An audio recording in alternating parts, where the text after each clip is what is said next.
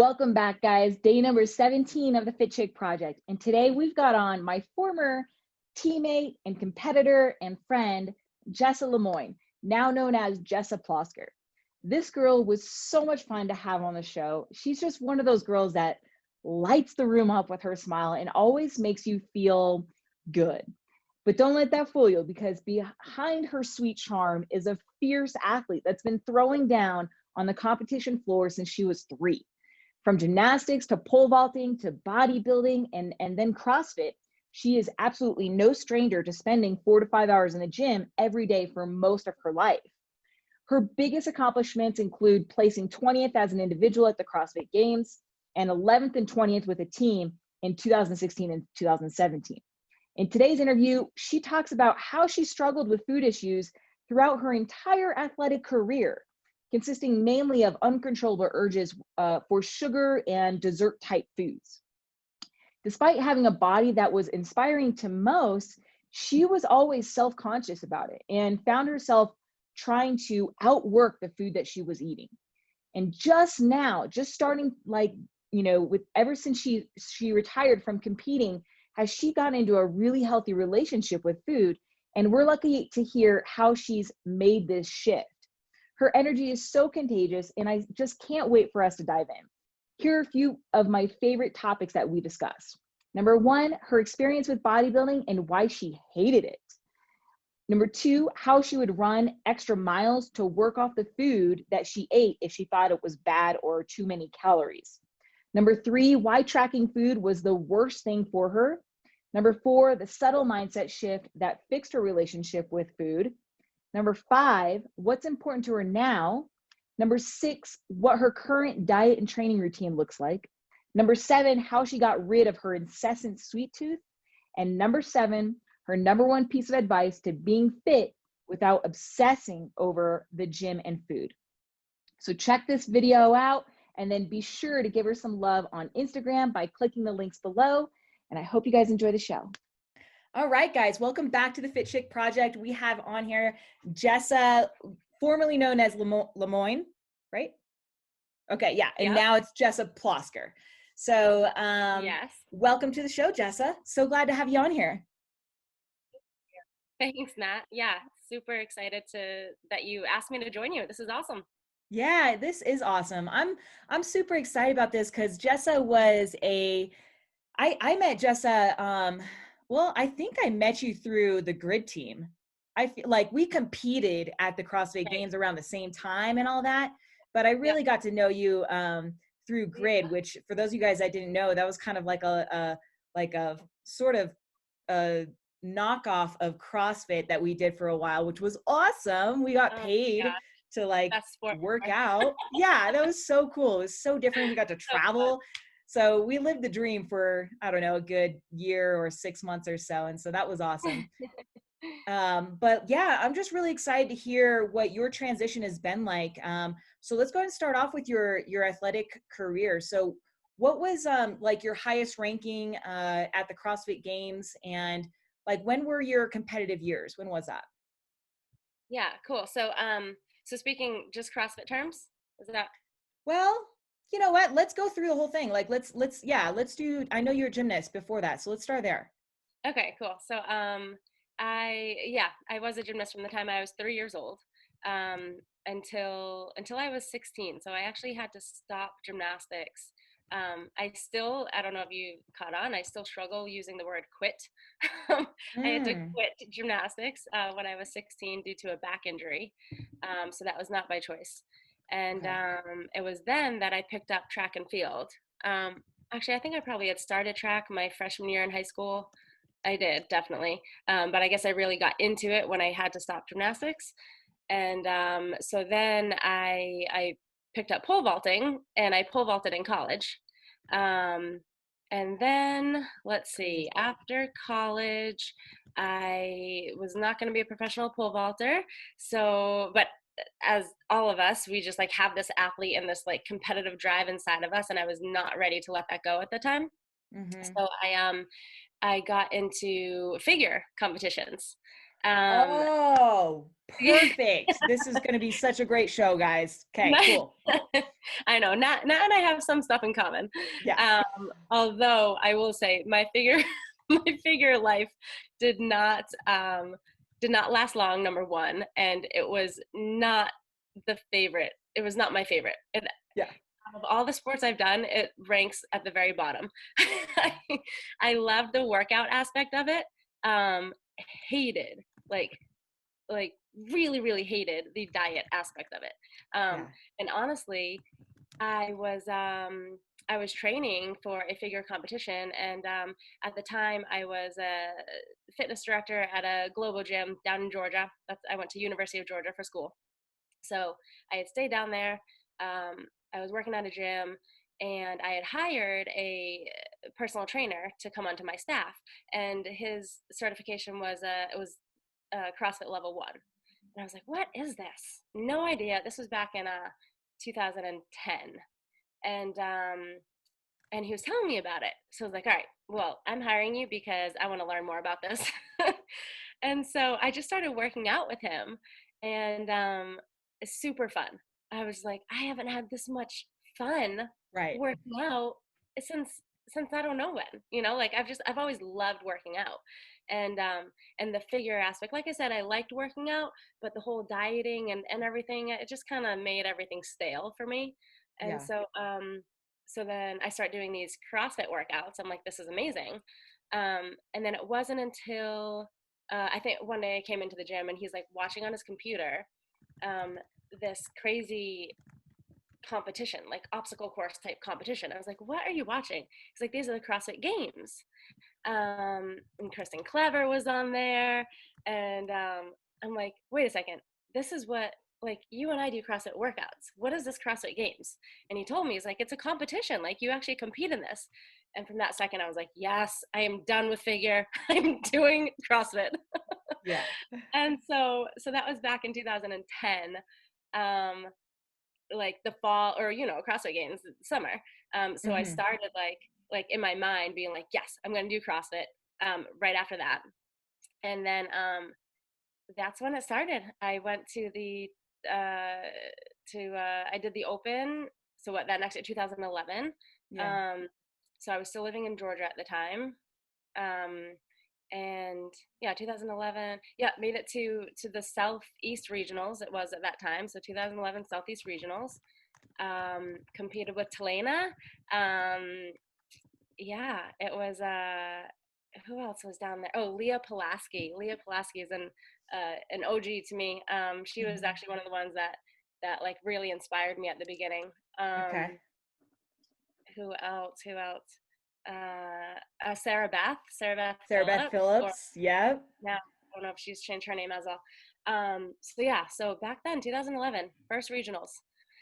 Cool. And then let's see, and then I moved back home. So I'm from Massachusetts. I grew up in a small town, Massachusetts, really small town. Graduated with 135 students from high school, and so I moved back to Massachusetts, and because I wanted to live in Boston, so I moved back to Boston, or to Boston, and that was 2012. That was like the very beginning. Oh, I remember I moved after week 1 of the open in 2012, because when I was in Georgia, I was like, oh, I'm not even going to do the open because I'm going to move, and what's the point, And then my friends were like, no, just do week 1, just do the damn workout. Mm-hmm.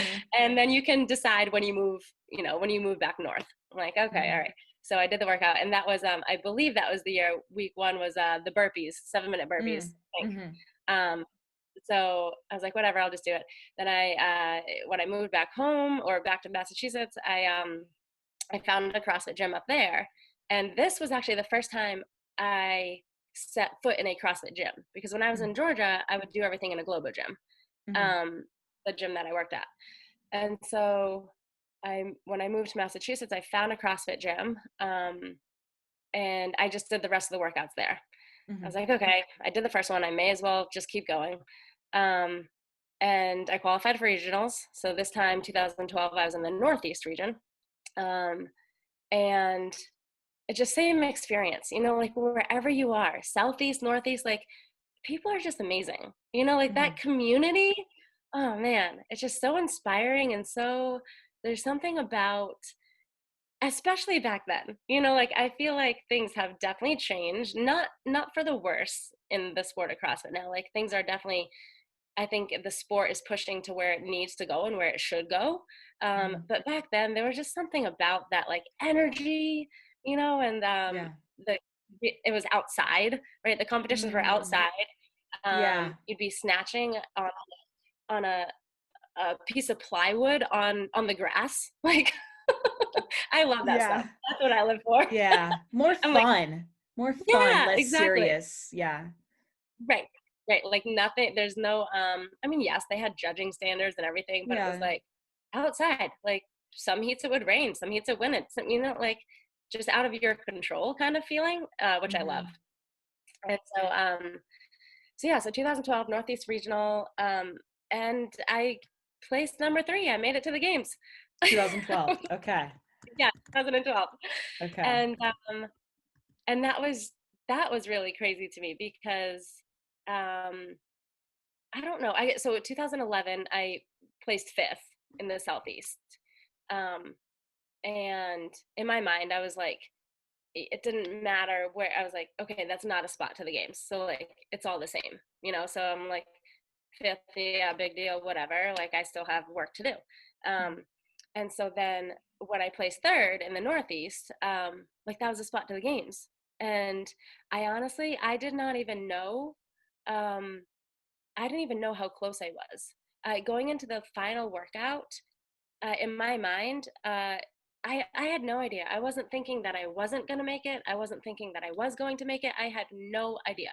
I still remember this like so clearly. After I finished that workout, my dad was there, and he like went to hand me a beer um, as soon as I got done the workout, and that's just like him and I. We just love beer together, and so Yeah. yes, I'm gonna get her a nice cold beer. She's gonna have it after her final Oh. workout. I was reaching for it, and my judge was like, "I would not do that if I were you. You need to go get drug tested." And I'm like, "What?" Oh, yeah. And so, yeah, so that's how I found out that I qualified for the games. Was my judge wouldn't let me take the beer from my dad. Oh, wow. That's so funny. Oh, that's the best when there's no So yeah, pressure. yeah, and that's totally what it was. It was just, and that pretty much explains that whole season of 2012 for me. It was just like no pressure. Um, you know, it was just fun. It was just so much fun. And so I went to the games that year with Alicia Gomes, Uh-huh. um, Okay. and Jenny Davis, Uh-huh. and they they're amazing. Like everyone is just so amazing, you know. And then you get out there, and it's like it just is everything that you experienced at regionals times a million. Like it's just so much Uh-huh. support. It's so fun. Uh-huh. And so that was my only year at the games as an individual, and I placed 20th. So 20th in 2012. Okay. Um, Did you try to go and it again was just such the a fun next year? experience. Yeah. Did you try to go Um, again the next year? let's see. No, I went team next year. You went right back in, you went into team. Okay. Yeah, Why? which is Why did you go team? that's a good question. Um, not that I regret it at all. It's just a good question because I haven't thought about it in so long. Um, so 2013, well, 2012, I had found a gym that was close to my hometown. So the gym was in Leominster, Massachusetts. It was CrossFit EXP, which I ended up meeting 2 of my best friends there that still keep in touch with today are amazing. One of them, they're a couple, husband and wife, and the husband ended up coaching me that season all through 2012, came out to California with me. And his wife, she had made it to regionals as well. So she was just my training partner. And the relationship there was amazing. But then in 2013 is when I moved to Boston. And so I had found a different gym. Um, and I had actually started coaching at this gym. Um, it's so funny how my story is so intertwined. My now husband is the one that interviewed me to coach at this gym. Uh-huh. But anyway, so I was coaching at this gym. It was the first time, like I said, in 2012, that was the first time I had stepped foot into a CrossFit gym. Now, 2013, this is the first time that I was coaching at a CrossFit gym, which is so interesting because, like, I've been in the fitness industry since I was 3 years old as a gymnast, right? And I've been coaching. My first coaching position when I was 14. I started coaching gymnastics, and then personal training and all of that stuff. And then just all of a sudden being a coach at a CrossFit gym just brings that whole sense of community that I was used to now from the competition side to the coaching side, Okay. which is So you really wanted cool. the community. Mm-hmm. Right. And so so I get there, and just that community of coaches was just something I hadn't experienced before. Very different from being a personal trainer on a global gym floor. And I wanted to be part of the team. And so I was like, yeah, guys, let's do this. Let's go team. And so we went team. And I actually competed, which is pretty cool, with my now husband. We were on the same team. We made it to regionals. And I don't know, I think maybe we placed 8th at regionals, so we didn't make the games. And then 2014, I went back to individual. I'm like, okay, I didn't make the games. Let's see if I can do this again individually. And I think this was the first year it was indoors. So I think it was in Hartford, Connecticut. Such a completely different feel. It was just so not what I remembered. And it just, I don't know, it was just weird, but fun nonetheless. Like, we were all in it together, like all of it was the same girls I had competed against outside in 2012, and we were all like, all right, well, let's do this inside. So that was obviously cool. The competitors are always amazing.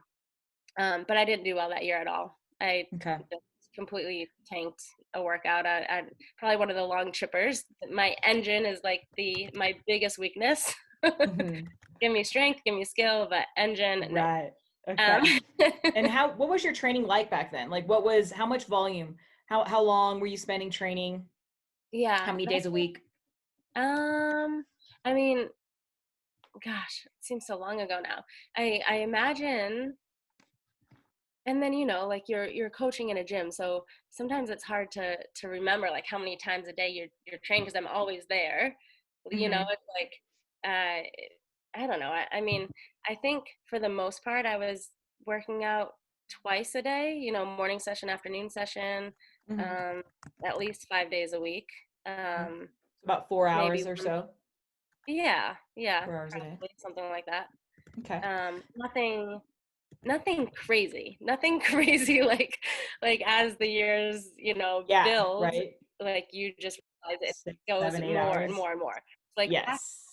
it wasn't really crazy. And then I'm trying to remember if I went team in 2015 or if I did individual again. I don't even know. This is how bad it is. That's fine. I want to actually you're unique because you do have the fitness background. So what did training like? Actually, so first off, it's like your first performance with gymnastics, and then you went into, and the pole vaulting, and then you went into pretty much an aesthetic, type of competition, which is completely different, right? When you're like trying to look a certain way. Yeah. And so, well, so the first thing I guess I'm wondering is, what was your belief back then?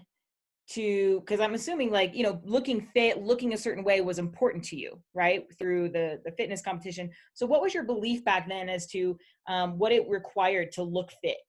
Like, did you think that it took a lot of, more, like more training, a lot more hours, had to suffer, stuff like that?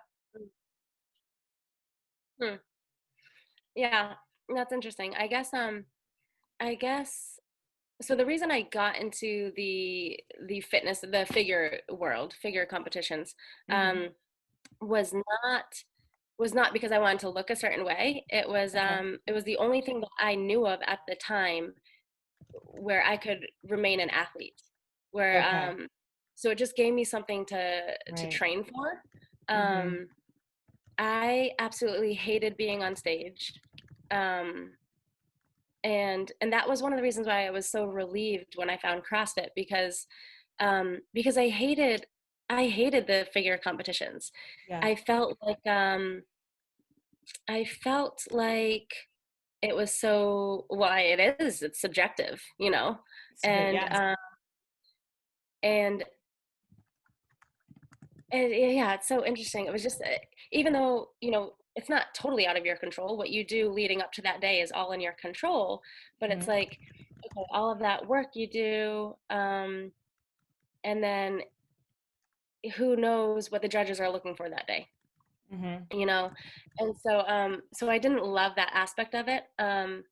But even more than that aspect, than it being subjective, I just didn't love, I, I, I've always been self-conscious, I guess. Mm-hmm.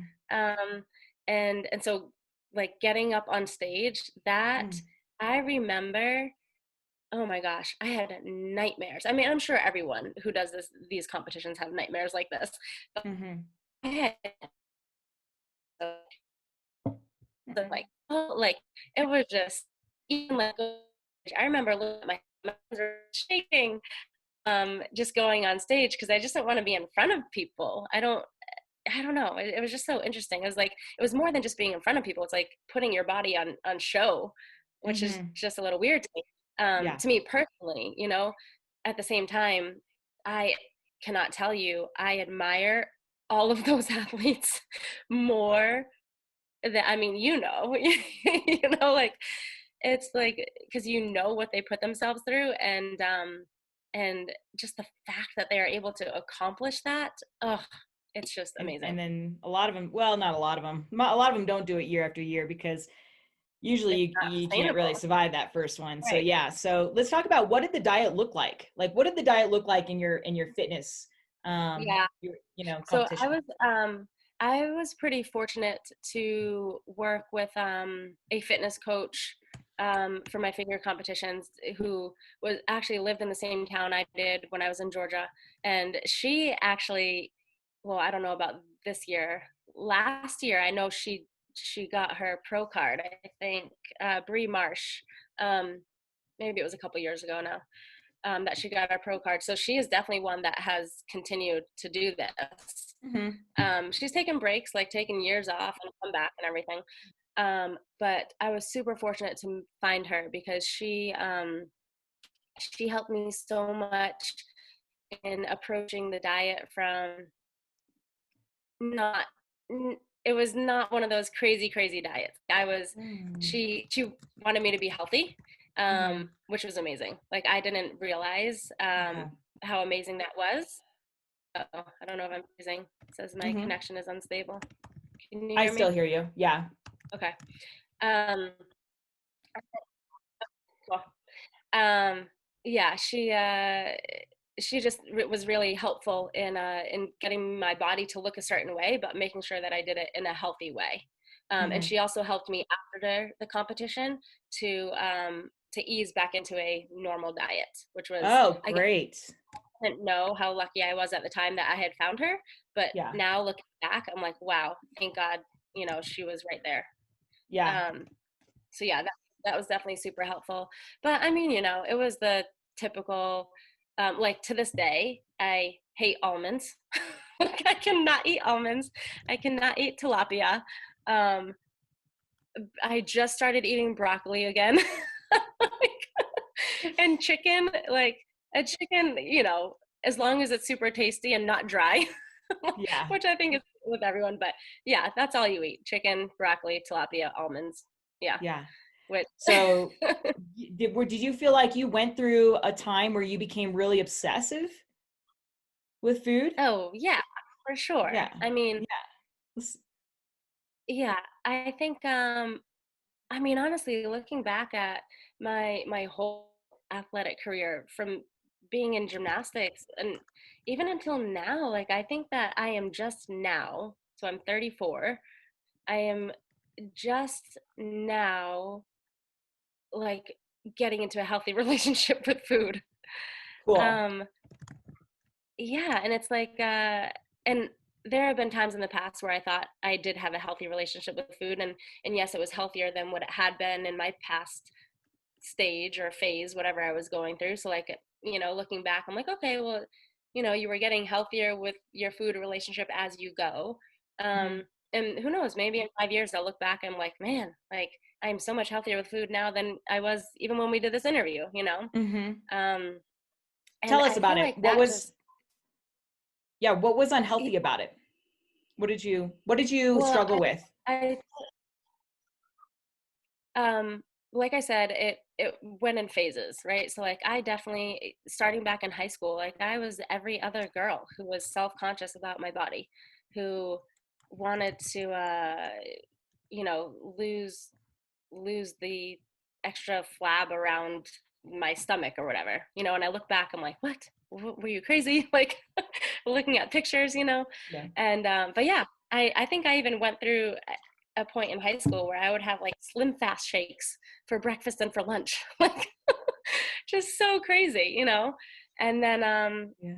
in college it didn't get any better. I was pretty hard on myself. Like if I had something that I knew would make me gain, or that I thought would make me gain weight, I would have to run an extra mile, or Yeah. I don't know, do something.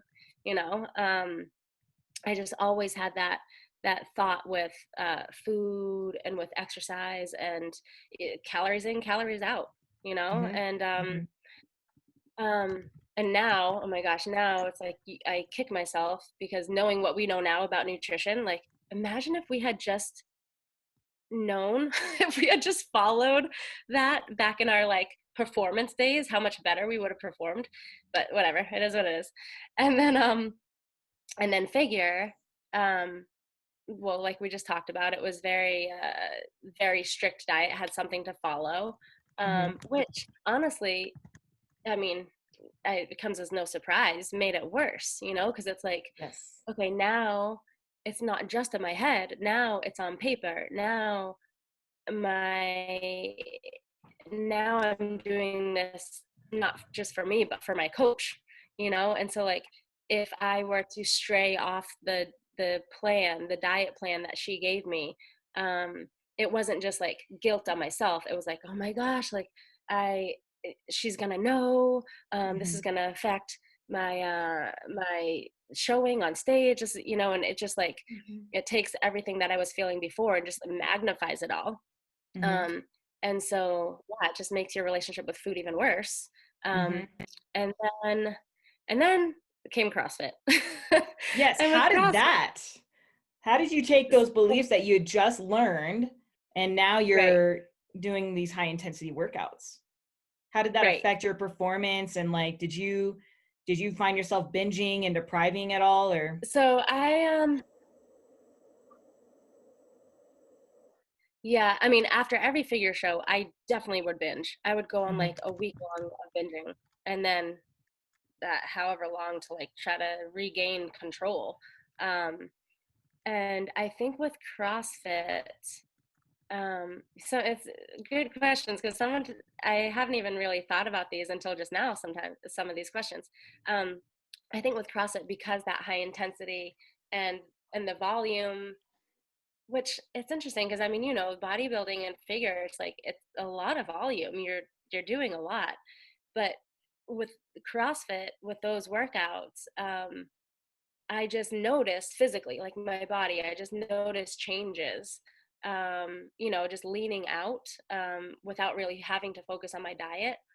And I don't know how long it took me to notice those changes, but once I did, that's what helped me kind of relax on the diet side. Um, Okay. and yeah, Because you were doing a lot and more high intensity, so you were able to I'm eat a trying lot to more. remember. Gosh, it was so long ago. Right, right, Yeah. exactly. Yeah. And so therefore, again, like looking back, like it's a justification, you know, like, okay, so because I was doing that higher intensity, I was now allowing myself to be able to eat more, and or whatever I wanted. Mm-hmm. Yeah, yeah, it is Were you interesting. still tracking food back then? Um, so, no, No no. tracking. Once I started CrossFit, I completely stopped tracking food. Yeah. Okay. Um, I think figure competing in figure, like I said, I still don't eat almonds today. I still don't eat Uh-huh. tilapia, and I still, not that I haven't since then. I have gone through different phases where I've tracked my food, but I am still very like resistant. Like if I just see like macros or something like my Yeah. fitness pal, I'm just like no, I'm not doing it. Yeah. Why? And I think just from figure, I think just that relationship with food and tracking, and how crazy it just made me during those figure days. I never want to go back there. And yeah, and so now, right? So after CrossFitting for, I think I competed for 7 or 8 years. Um, my, and I learned so much in that time period, and I think it had to do with the gym I was working at. We're constantly pushing education, constantly pushing um, just uh, personal growth. Um, but then also just the research that had come out specifically with performance, and I think due to CrossFit, and so I learned so much about nutrition and like just food as fuel and how it can help you. And once I Mm-hmm. learned that, I think that helped my relationship with food a lot. I Mm-hmm. thought of it as exactly that, like, okay, it's okay to eat this much because it's going to help my performance. And Mm-hmm. it did shift. It totally shifted my mindset from eating for aesthetics to eating for performance. Mm-hmm. But even then, it was not. I wouldn't say it's a healthy relationship, because then I start getting, oh my gosh, I missed a meal. My performance is going to be horrible. Right. And like it no longer was aesthetic, Obsessive. Yeah. but it was like it just drove me crazy in a different way, you Mm-hmm. know. Mm-hmm. And so and that was the other, probably the only other time that I was tracking my food. I forget what year it was, what year I was competing. It was definitely one of the years I was going team. And but yeah, I do remember being so like, I would wake up, all I would do was sleep, coach, eat, and train. That's it. Mm-hmm. I couldn't think about anyone else. I couldn't think. You just live a very selfish life as Yes. an athlete, and yeah, yeah. So honestly, so now, like I said, I feel like now that I know what food can do for us, it can change the way you look. It can change the way you perform. But now that I don't track anything, and just the fact that I have that knowledge, and I just feel so much. I just feel like I'm in a healthy relationship with food now, um, probably because I don't need it to help my performance right now. You know, Mm-hmm. and Right. and so now I'm actually learning all about, okay, well, how can food keep you healthy? And Mm-hmm. what is healthy? Like competing is not healthy. Mm-hmm. There's a, you look at these athletes and you think, oh my gosh, they're so fit, they're so healthy. But if there's a spectrum of health, like here's one end where you have someone who just sits on the couch and eats potato chips all day. Then you have healthy, and then you have Mm-hmm. athlete. Yeah. It's like just on the other side of the spectrum. Yeah. So Yeah. learning that and understanding that, I think that is the biggest piece that has helped me transition into this Right. life now, is like, okay, yes, I can actually be healthy. Like I want to be healthy. Mm-hmm. Mm-hmm. So the key though that we're all trying to find is how can we look like the athlete a little bit, right? But still have the life of healthy and balance. So where, how have you been able to make that transition? So let's talk about training first. So from competing several hours a day, how did you cut? I mean, from competing your entire life, how did you start to give yourself permission to let go of that? Because I'm assuming you train a lot less now, Yeah. right? Yeah. So let's talk about like how did that transition happen, and were you scared to let go of the double training sessions? Yeah. For me, when I stopped competing, I stopped because I wanted to. Like I was just completely ready, um, which is very unlike like when I was 16 and I had to stop gymnastics. It was just the end of the world for me.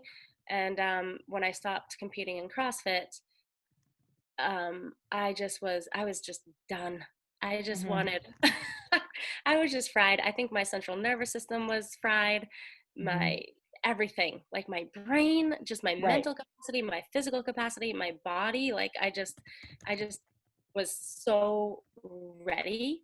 And because of that, it was super easy for me to stop training. I and I was still coaching, so I would go into the gym, I would coach my classes, and I'd be like, all right, peace, I'm leaving. Like, Wow. See, and that lasted, I thought I would, yeah. that's what makes you you, Jessa. That's what makes you you, dude. I swear. Because I had the hardest time Uh, going from like 6 hours to like yeah. 5.75 hours was a big deal. So yeah, keep going, keep going. Yeah, and I can see how that would be like I said, it was a completely different. I often go back to that 16-year-old me when I stopped gymnastics because I think that experience in my life has helped me with the transition now. I think if I didn't have that then, I think I'd probably be a disaster, and hopefully not right now, but when I had to stop, or when I chose to stop CrossFit, I think it would have been a lot harder for me. um but yeah, I just so going back to going from full blown training um to okay, I'm just done. um I thought that would last a few months, and it lasted like almost a year. I was just like, nope, I don't want anything, I'm just done. And it was interesting because at first it was physical, like I had my back injury from gymnastics from back in the day. It never went away, it was still there. And so that was my first sign that was like, okay, I don't want to work out because I actually want a healthy back, and Yeah. I want to give it time to heal. um, but then it wasn't that long after I stopped training where that's when I realized how much mental capacity it took for Right. it to sustain that volume. And Yeah. once I got all that, it was the weirdest thing. I tell people, I'm like, it was like once I stopped training and competing, I all of a sudden had this space in my brain that I didn't have before. And that was addicting. Like that, Yeah. I don't know if it was addicting or not, but it was like that was my new focus. And and so it wasn't like I was scared to train to lose that, but I just training was not a thought in my head because I'm like, wow, like There's so many things what I can can I do do. with this space? Yeah. All this time. What can I Right. create? I've got Right. the discipline and the drive. I can create anything now. Yeah. Exactly. And um so yeah, so that during that first year from off of competing, I And really got into coaching. um I helped the gym start two new programs that we still have, our fundamentals program and our gymnastics program. um Started doing gymnastics seminars, started I just and I also could feel like I could relate to our members a lot more, hmm which was yeah. really cool, really Yeah. cool. hmm um and so I just really Yeah. enjoyed doing all of that. It was amazing. hmm Yeah. Because you have all these experiences. So how Right. much training were you doing then? So, because did you literally go to zero Yeah, and you're like no, like, peace out? I will tell you that year after I stopped competing, I probably did 20 workouts the entire year. Wow. That takes some balls, dude. Seriously, that is so awesome. Did But it you? was the other direction. I thought, I was like, is something wrong with me? Because I should be working out more, but I'm not. Yeah. What happened to your body when that happened, when you did that? Oh, definitely. I mean, I definitely lost muscle, definitely put on fat. Um, but it was actually interesting because I remember some members saying to me, wow, like, you look like you're slimming down. And in my head, I'm like, what? Like, it was the comments like that. I'd be like, oh God, I should start working out again because I don't want to Yeah. slim down. Like, I want muscle, I want to be Yeah. lean, but I want muscle. So yeah, my body definitely did change. And, but again, like, not to say that I loved it. Yeah, I definitely did struggle with it, but I think for whatever reason, my brain was just in such a better space when I Yeah. stopped eating that I mean, yeah, like I still struggle today. Like if we have a bad hair day, or if I'm like, oh, I, I should probably lose a couple pounds or whatever. Like those thoughts still go through my head, but I just it's not my focus. I honestly I just don't think about it really. I just don't. I think about how I feel more than anything. Um, and that is what got me started working out again. Was I started to feel sluggish. Yeah. I started to feel just yeah, I just didn't have as much energy, and that's what bothered me. It wasn't aesthetics. And so, and then Josh, my husband, is huge into just being healthy. And him and I both have recently read this book called Lifespan by David Sinclair, which is amazing. It's not just about how long you live, like longevity, but how long you live and being healthy, right? Like living a long life, like living to 120 years old, but being healthy enough that you can still travel the world at that age. Active, yeah. Yeah, exactly. Okay. And so I guess that is the phase I am in right now. And, maybe thinking about saying this out loud, I'm like, wow, like, is there always a phase that I have to be in, to like strive? Yeah, because you got to know what your goal is, Yeah. And right now, everything I do is based on that. Like, I want to live to 120. I want to travel the world at that age. I want to ski, Jackson Hole at 80 years old. I want to, like that's what I live for right now. And and I'm fortunate enough to have a husband that wants the same thing. So now my training, well, obviously with the virus right now, it looks a little different. But honestly, I think I'm training more now that we're staying at home. Obviously the workouts I don't have access to the weights and everything. So we have a few kettlebells, a few dumbbells. But so I'm not going as heavy, which I do find myself craving, like, man, I just want to squat, or but we've been doing more workouts just because we have the time, and especially now with the weather, it's been so nice out. What does that look like then? What is more to you? Is that every day or Yeah. Oh, definitely.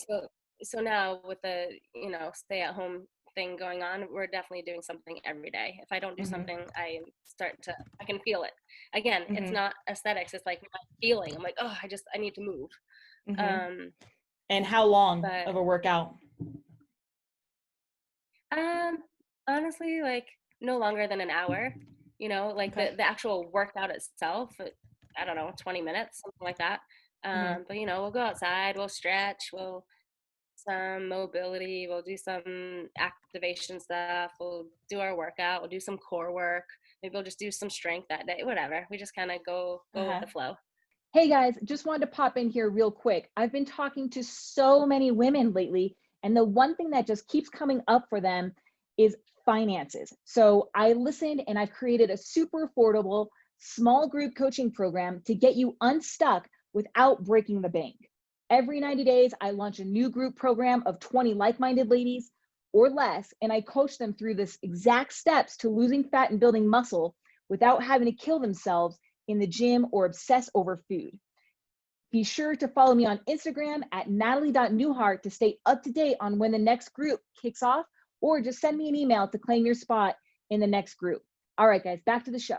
And so I'm curious, like, do you still like, because I mean, you know what I had to get over was this idea that if it's not an hour long, then it's like, oh, it's not good enough. Or if I didn't go hard, it's not good enough. If I didn't hold, go unbroken, it wasn't good. Like I didn't do a good enough job. So how do you approach, how's your mindset in workouts now? Because that's the mentality that we had these expectations, and, with those expectations, the working out becomes a chore and a burden a lot of the times. So how do you go into a workout now? Do you literally just like are you just having fun and going by feel and letting the body do what it does? Or do you set certain, expectations for yourself? Yeah, that's a great question. So at first when you were saying if the workout's not an hour long, or if I didn't push hard enough or whatever, though I honestly, I don't think about that stuff. But then you said, if I don't go unbroken, I'm like, oh, yep. So there are definitely things, I'm trying to think. We just did a workout the other day with kettlebell thrusters, and my husband, he's like, okay, you're gonna go unbroken on these. I'm like, okay. I'm like, he said it, so now it's like you have to do it. Like there's no choice. And so yeah, I definitely have those thoughts here and there sometimes. But I think for the most part, I think I just go by feel. Like there are days where I am like ready. I'm like, give me a workout. I want to feel crushed, but more so, I want to feel like I crushed the workout. Like, yeah, I just that feeling. And I think that's a feeling that any CrossFitter who's ever competed knows, and I think will always have. Now, I think also every CrossFitter who's ever competed has gone through a phase where you want that feeling every single day. Right. But I went through a phase at some point, but I am definitely not there right now. Like like I said, every once in a while, I'm like, yes, I need that feeling. I crave that feeling. Yeah. And we'll do it. But for the most part, I honestly, I thoroughly enjoy sweating. I enjoy, getting a pump.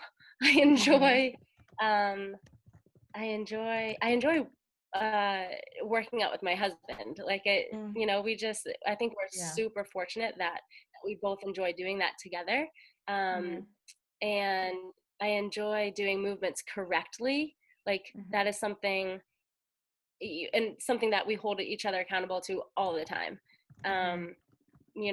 Quality of movement, full range of motion, I just enjoy moving. Makes a difference. And it gives you something to focus on. Really, rather than it being hard all the time, Right.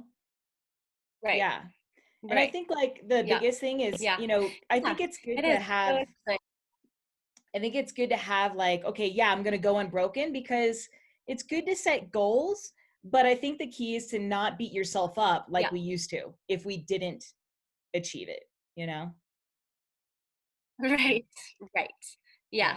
And that's where I think that relationship, your relationship with food, your relationship with exercise, I think that's where you can grow in your relationship. Because yes, in my past, there were times where I would beat myself up over, eating an extra half of a sweet potato, or there were times where I'd beat myself up if I didn't hang on for that last rep, and yes. I let go and had to pick the bar back up that last rep, and I'd kick myself for it. And that was just in training, let alone in competition. If that happened in competition, no way.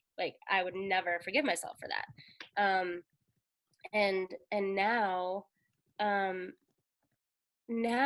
my relationship with exercise and with food is just so much healthier in that aspect alone.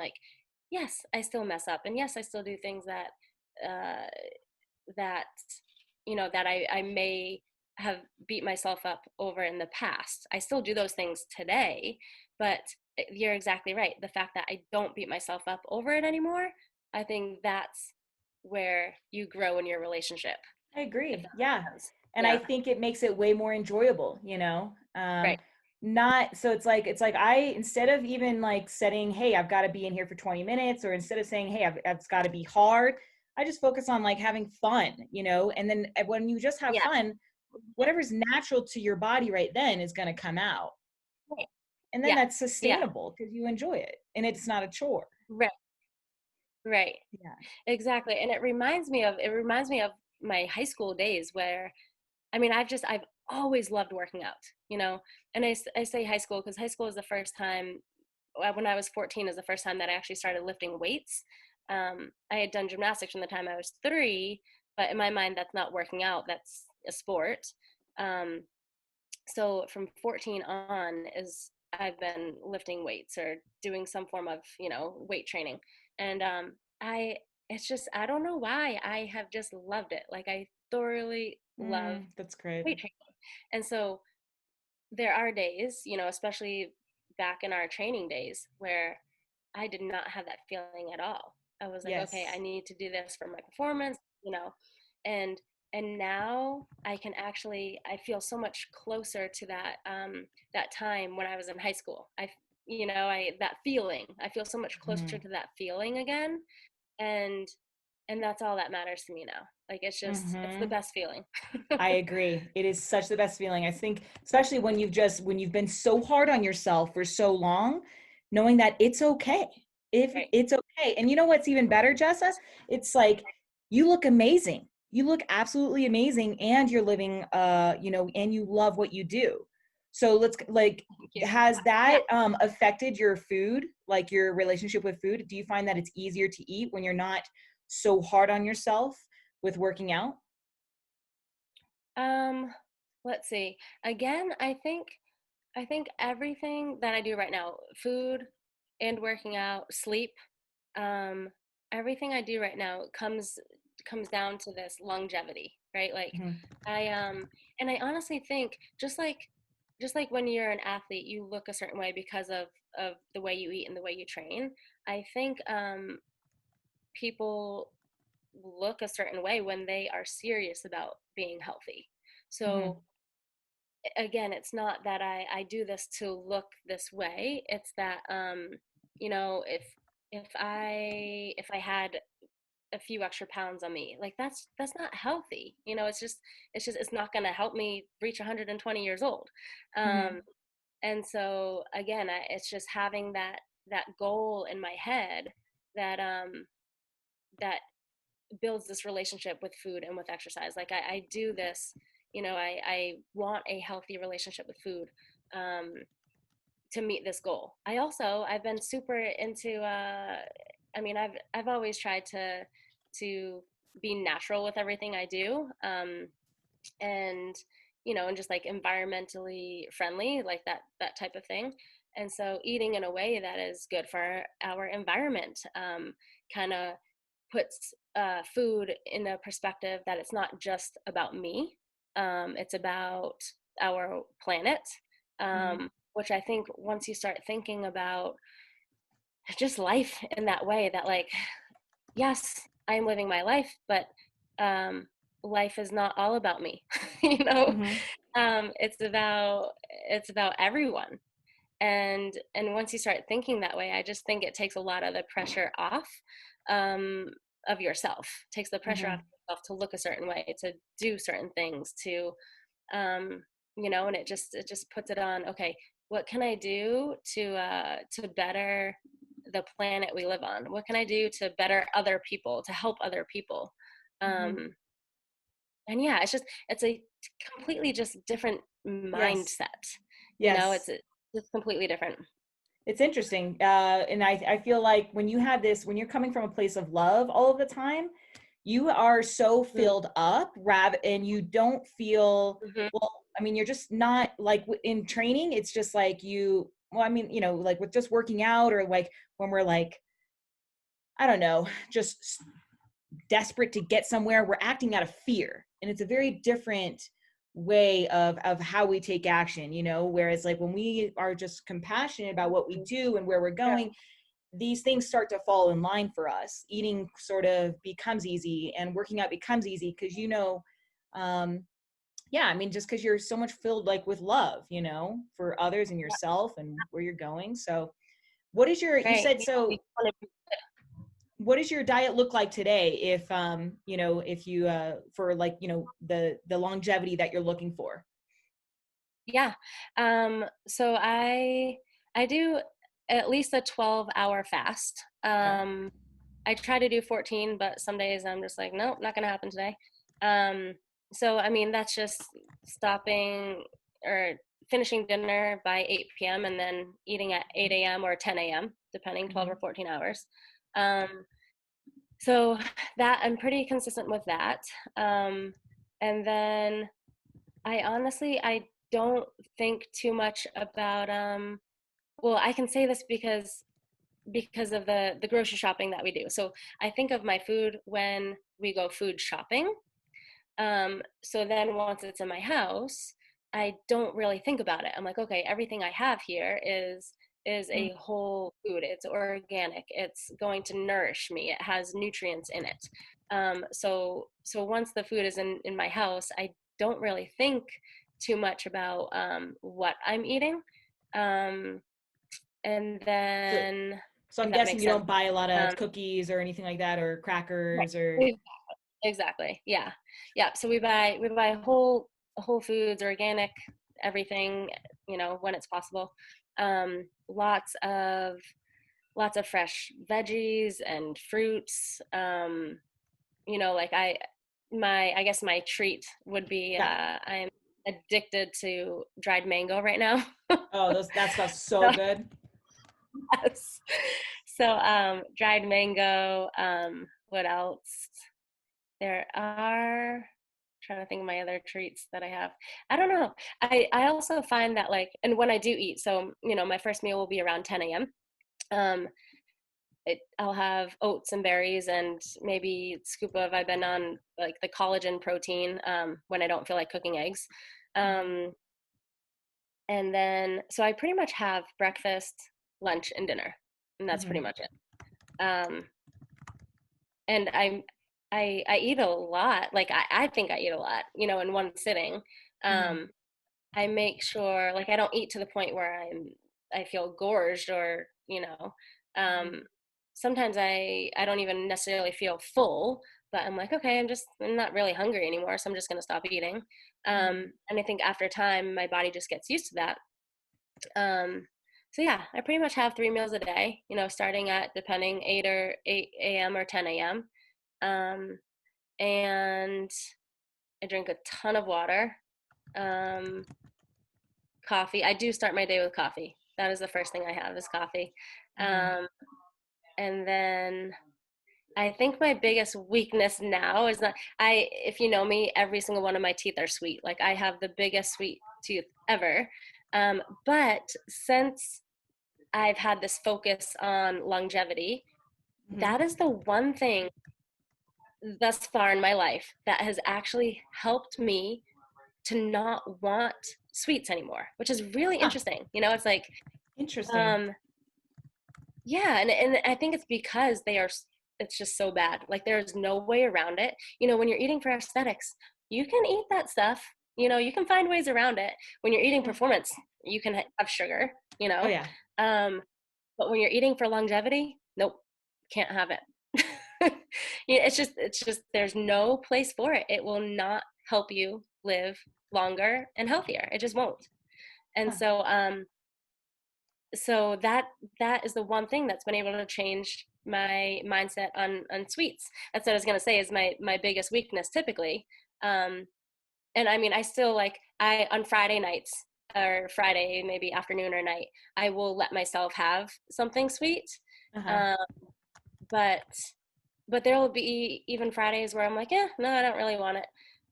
Which is that's not me. If you knew me and you heard me turn down a sweet, you'd be like, what? Yeah.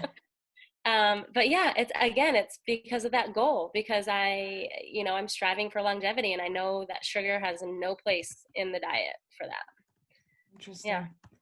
Yeah. I think that's a common theme that I keep hearing is it's all about like, what do I want? And then just being very clear about like knowing exactly what you want and then staying aligned with it. But I think a lot of people are saying that they want this, but they're doing this. They want a life that's more time outside, more energy, right? Like just feeling athletic, feeling vibrant, you know, freedom.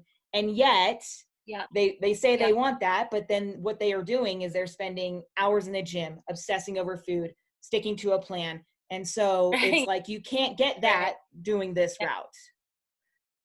So that's cool. And I think it's really clear. I think it's just really clear, you know exactly what you want, because it sounds like it's always in your head, you know? Very cool. Yeah. Yeah. So yeah, that is cool. Thank you for making me realize that. Cool. Yeah, no, I can tell. I mean, you're very aligned with it, you know. I can see it and feel it and hear it, you know, that longevity is important to you. And when you make it like your priority all of the time, like that is how you know, you create that. But I think so many people are just, you know, not aligned. So Right. yeah, so how would you recommend, or actually we'll just go with the kind of final question here. What were your initial, actually two more questions. So what were your initial beliefs on fitness, and how's that changed? Oh boy. Let's kind of recap that. So, initial beliefs. So I guess, can you clarify fitness? Do you mean like CrossFit, or Just being fit, like, okay. Yeah, okay. I guess that's an interesting question because I know we spent the whole past hour talking about this. Um but it's I never really put much thought into that before, I guess. I mean, okay, so I guess when I go back to like my personal training days and helping other people be fit, um I've always you always ask them what their goals are and what they want, and 99% of the time their goals are, I want to look this way, right? right. So yeah, I would say that being fit in the past had always meant to look a certain way. um and to be able to do certain things. Obviously if you look a certain way but you're not able to hike a mountain, like that's not healthy, that's not fit. And I think I've always felt that way. But now it, like we've been talking about, it's all about longevity. Like how can you say you're healthy if you um eat sugar every day? How can you say you're healthy if you get sick often, or if your life trajectory, the way you're living, is only going to take you to 70 or 80? Like that's not healthy to me. So I think now it's just about you are healthy and you are fit if you are taking care of your body, which I know that's an umbrella term because it can mean different things for different people. But if you are doing the best you can do to live the longest and healthiest life possible, I guess. Mm-hmm. Yeah. Mm-hmm. Awesome girl. Cool. Okay, so where can people follow you? That this conversation has been so great. I think it's cool to talk about longevity. You're the first person that's really brought that up, and so I'm really curious to, like, or I mean, inspired to follow your journey and see where this takes you. So where can people follow you? Well, so I mean, I have an Instagram. I think that's probably the only form of social media that I use currently. It is Jessa K. Lemoine, my maiden name. I haven't changed it yet. So Jessa K. Lemoine. However, I will warn you that I'm just not huge on social media anymore either. Yeah, no, that's like, good. There's not much out there, like I do post here and there. I think the things that I mainly post about now are, I think the last post I made was about, I took a picture of the challah bread that I baked last Friday. Like it's totally my life. Like if you follow me, you are going to get what I am currently doing now. Glimpses. Yeah. Right, exactly. And it's Cool. yeah. So that's Awesome. it. Cool. And then are you putting in together any seminars? Like, is there anything that you'd like to promote or share with people? Oh, that's cool. Well, I mean, no seminars now. You know, all of Yeah. that stuff has been put on hold. What's going on now?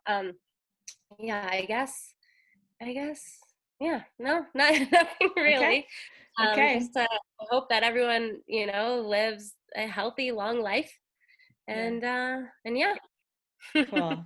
Awesome, Jessa. All right, girl. Well, thank you so much for being on the show. And we will see you guys in the next interview. See you, Jess. Awesome. Thank you so much, Matt. This is great. No problem, dude.